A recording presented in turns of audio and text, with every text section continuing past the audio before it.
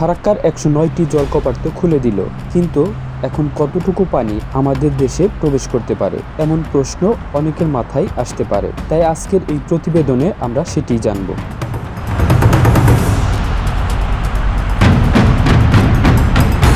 আমরা জানি বাংলাদেশে চলমান ভয়াবহ বন্যার মধ্যেই ফারাক্কা ব্যারেজের ১০৯টি জলকপাট খুলে দিয়েছে ভারত সরকার। সোমবার ২৬ আগস্ট এসব জলকপাট খুলে দেওয়া হয়। ফলে একদিনেই বাংলাদেশে ঢুকে পড়ে ১১ লাখ কিউসেক পানি।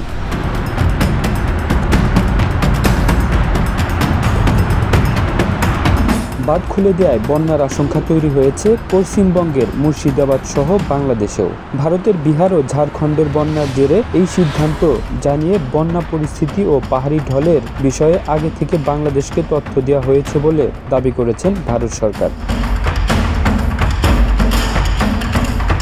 সোমবার ব্যারেজের কর্তৃপক্ষ জানায়, প্রতিবেশী দুই রাজ্যে বন্যার জেরে পানির চাপ পড়েছে, তবে স্বস্তির বিষয় এখনও নেপাল থেকে পাহাড়ি ঢল নামেনি।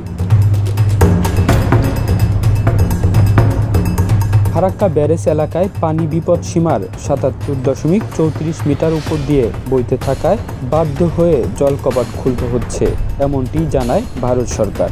সেক্ষেত্রে ফিডার ক্যানেলেও পানির পরিমাণ বাড়ানো হয়েছে। ফারাক্কা ব্যারেজের জেনারেল ম্যানেজার আর দেশপান্ডে বলেন, ফারাক্কা ব্যারেজের কর্তৃপক্ষ সবসময় অ্যালার্ট রয়েছে, প্রতি মুহূর্তেই নজর রাখা হচ্ছে। খুব কম সময়ের মধ্যে যেভাবে পানির চাপ তৈরি হয়েছে, তাতে ১০৯ জলকপাটের সবকটি খুলে না দিলে ব্যারেজের উপর বড় ধরনের চাপ তৈরি হচ্ছিল।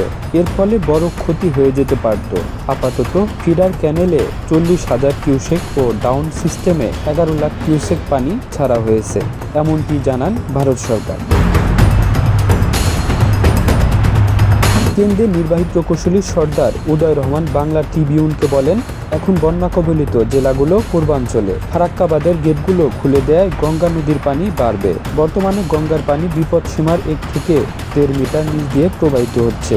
পানি বাড়লেও সেটি খুব বেশি বাড়বে না। ফলে এখনও উত্তর পশ্চিমাঞ্চলে নতুন করে বন্যার কোনো শঙ্কা দেখছি না।